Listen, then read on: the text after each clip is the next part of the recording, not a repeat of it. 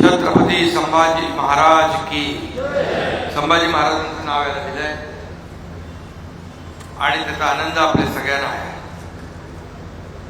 जयंती आपण एक पुतळा पण करतो ना छत्रपती संभाजी महाराजांचा, या भागात त्याचे एक जागा आयडेंटिफाय करू।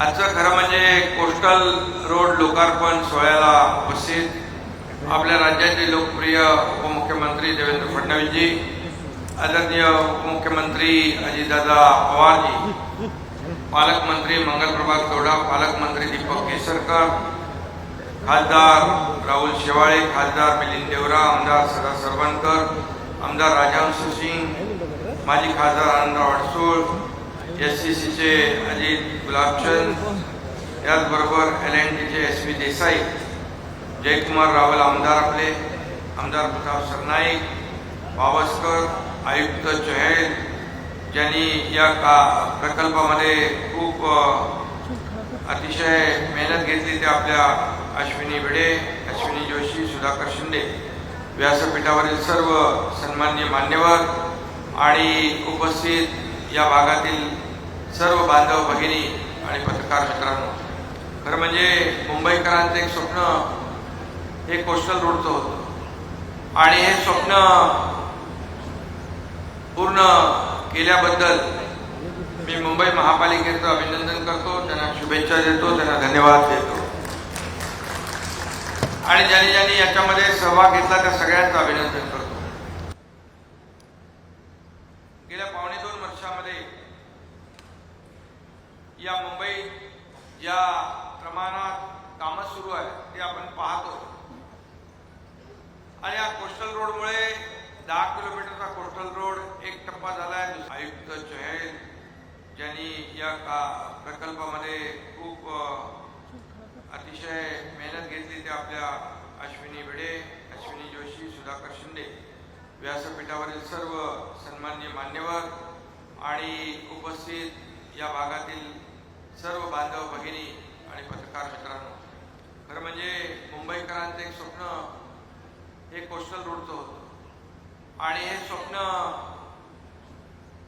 पूर्ण केल्याबद्दल मी मुंबई महापालिकेचं अभिनंदन करतो, त्यांना शुभेच्छा देतो, त्यांना धन्यवाद देतो आणि ज्यांनी ज्यांनी याच्यामध्ये सहभाग घेतला त्या सगळ्यांचं अभिनंदन करतो। गेल्या 2.5 वर्षामध्ये या मुंबईत ज्या प्रमाणात कामं सुरू आहे ते आपण पाहतो आणि या कोस्टल रोडमुळे 10 किलोमीटरचा कोस्टल रोड एक टप्पा झाला आहे, दुसरा टप्पा मे महिन्यामध्ये होईल आणि हा कोस्टल हायवे दहिसर पर्यंत जाणार आहे, 53 किलोमीटर। म्हणजे आता वरळी शिलिंग वरून आपण वर्सोवा आणि वर्सोवा, भाईंदर, दहिसर हा 53 किलोमीटरचा। आता जिकडे जर जायचं असेल तर 2 तास लागतात, मला वाटतं 1 तासापेक्षा कमी वेळ याला लागेल, वेळ वाचेल, इंधन कमी होईल, पोल्युशन कमी होईल, ध्वनी प्रदूषण कमी होईल, याचा फायदा एवढा सगळा आहे आणि म्हणून हा जो खऱ्या अर्थाने आम्ही जे काही सरकारच्या माध्यमातून काम करतोय त्याचा फायदा सर्वसामान्य लोकांना होतोय। गेल्या आठवड्यात 15 पंधरवड्यामध्ये आपण अटल सेतूचं लोकार्पण केलं, आदरणीय प्रधानमंत्री महोदयांच्या शुभ हस्ते। एक गेम चेंजर प्रकल्प, तिथे 2 तास लागायचे तिथे 20 मिनिटांमध्ये माणूस पोहोचतो। हे खऱ्या अर्थाने फक्त रस्ता नाही, हा सिंगल लॉंगेस्ट सी ब्रिज 22 किलोमीटरचा, देशातला पहिला आणि त्याचं महत्त्व आपल्या सगळ्यांना जनतेला या ठिकाणी कळतंय। असे प्रकल्प वेळेमध्ये पूर्ण करण्याचं काम आणि हे प्रकल्प देवेंद्रजी मुख्यमंत्री असताना भूमिपूजन झाली, आदरणीय प्रधानमंत्री महोदय भूमिपूजनाला होती, असे अनेक प्रकल्प जे आहेत लोकार्पणाला देखील आम्हाला आदरणीय प्रधानमंत्री महोदयांना बोलवण्याची संधी मिळाली आणि या वेगाने हे सगळे प्रकल्प आम्ही पुढे नेले। खऱ्या अर्थाने हा सगळ्यात महत्त्वाचा असा अतिशय ॲडव्हान्स टेक्नॉलॉजी वापरून हा कोस्टल रोड केला आहे आणि ज्याला आपण इंजिनिअरिंग मार्वल म्हणू शकतो की एक सगळं म्हणजे नवीन सिस्टीम इथे केली आहे। टनेल पण मला वाटतं खूप मोठ्या व्यासाचा आहे, इथे सकाडो प्रणाली वापरलेली आहे, त्याचबरोबर इथे अपघात झाला तर तिथून दुसऱ्या टर्नलमध्ये जाण्यासाठी जवळपास व्हेकलर अंडरपास 2 ठेवले, बाकी लोकांसाठी देखील जाण्यासाठी 8 ठेवले.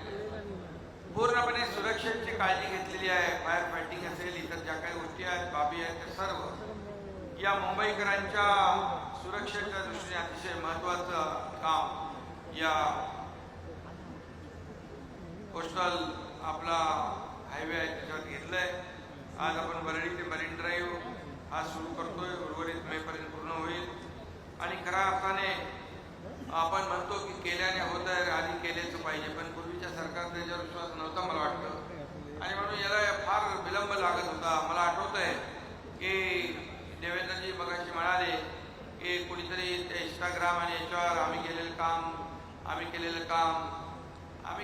काय, त्याच्यात तुम्ही तर अडथळे किती घातले, स्पीड ब्रेकर टाकले, हा कसा लेट होईल ते पाहिलं, आणि याला सगळ्या लागणाऱ्या केंद्राच्या आणि सुप्रीम कोर्टाच्या जे काही केसेस होत्या, पर्यावरणाच्या सगळ्या परवानग्या देवेंद्रजी मुख्यमंत्री होते त्यावेळेस त्या सगळ्या मिळवल्या, आणि म्हणून तर हा कोस्टल हायवे इतक्या जलद गतीने होतोय.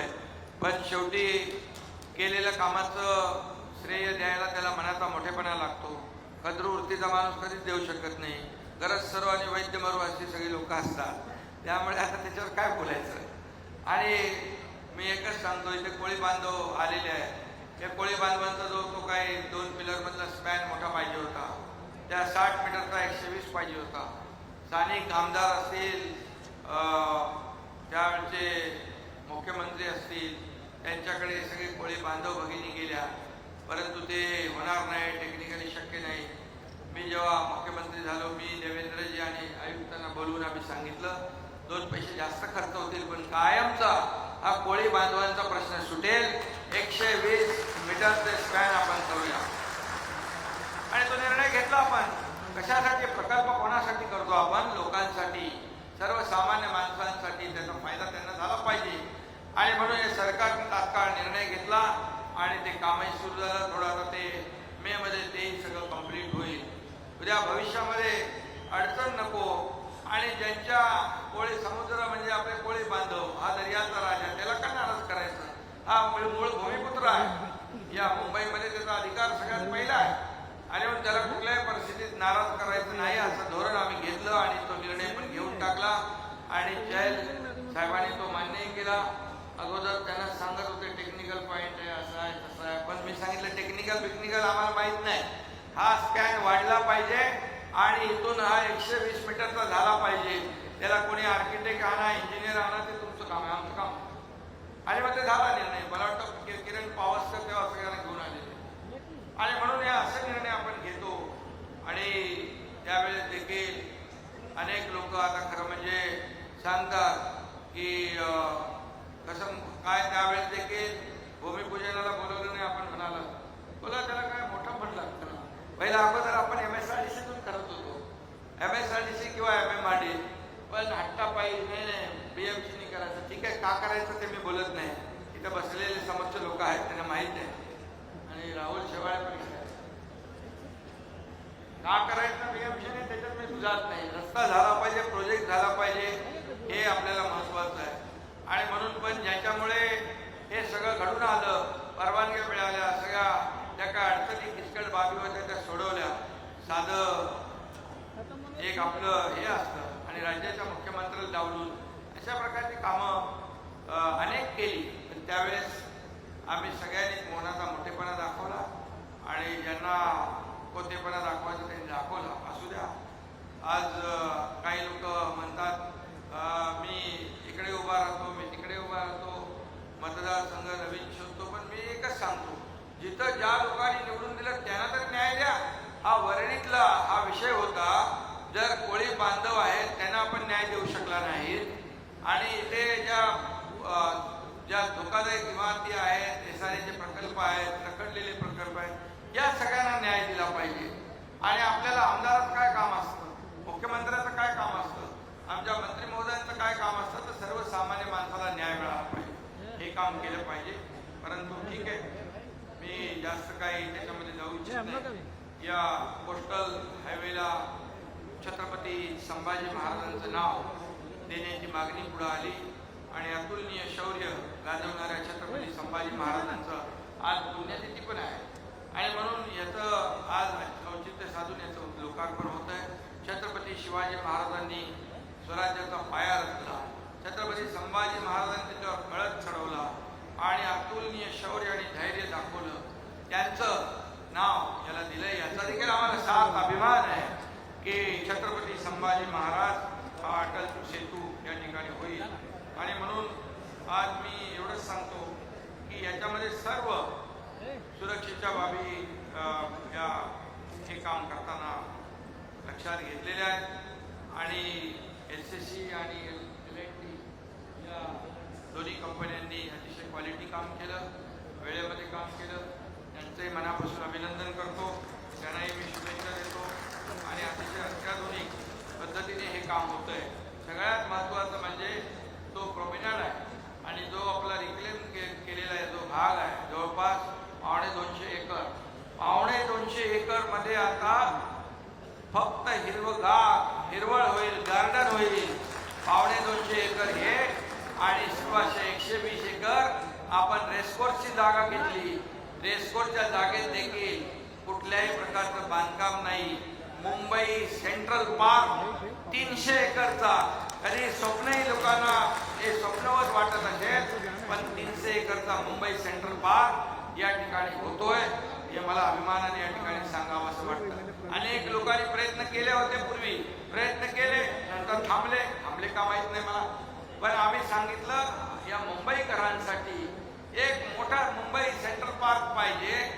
जगभरातल्या काही थीम असतील त्या वापरून इथे आपण त्यांना एक 300 एकरमध्ये मोठी सुविधा जर दिली तर आताच्या धकाधकीच्या आयुष्यामध्ये एक मोठा ऑक्सिजन पार्क निर्माण होईल आणि तो रेसकोर्स आणि हे टनेलच्या माध्यमातून आपण हे 250 एकर ते 120 एकर असं जवळपास 300 एकरचं मोठं उद्यान या मुंबईमध्ये होईल. आपल्या मुंबईकरांना त्याचा लाभ घेता येईल.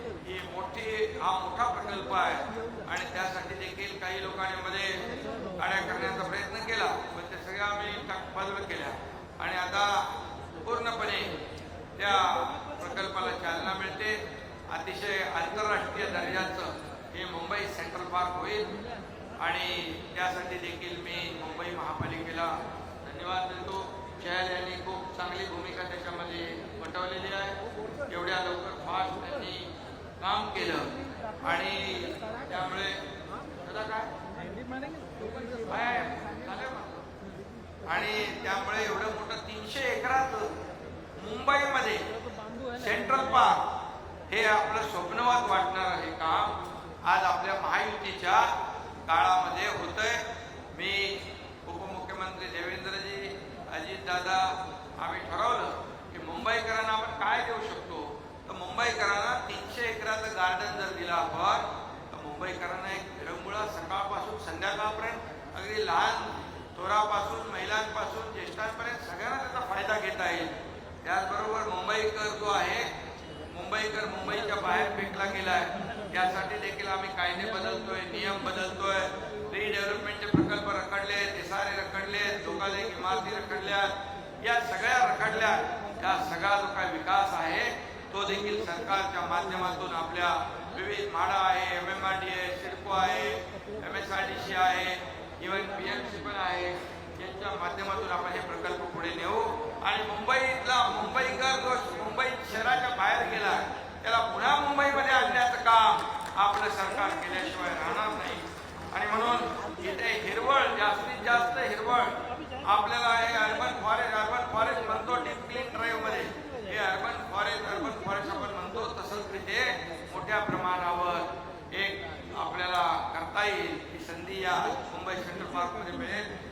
आणि त्यासाठी मुंबई महापालिकेचे चेअर त्यांची टीमचं मी पुन्हा एकदा अभिनंदन करतो. आणि सदा सरवणकर यांनी मला सिद्धिविनायक मंदिरासाठी एक चांगलं सिद्धिविनायक मंदिराचं एक DPR चांगला झाला पाहिजे, सिद्धिविनायक मंदिर अतिशय उत्कृष्ट झालं पाहिजे अशा पद्धतीची मागणी केलेली आहे. तर चेअर यांना मी ऑलरेडी सांगितलं होतं की आपण उज्जैन महाकाल मंदिराचा जो आर्किटेक्चर आहे तो आर्किटेक्ट या ठिकाणी नेमावा आणि अतिशय भव्य दिव्य असं ज्याला जे करता येईल सिद्धिविनायक मंदिर ते 500 कोटी रुपये मुंबई महापालिकेने त्यासाठी त्याची तरतूद केलेली आहे.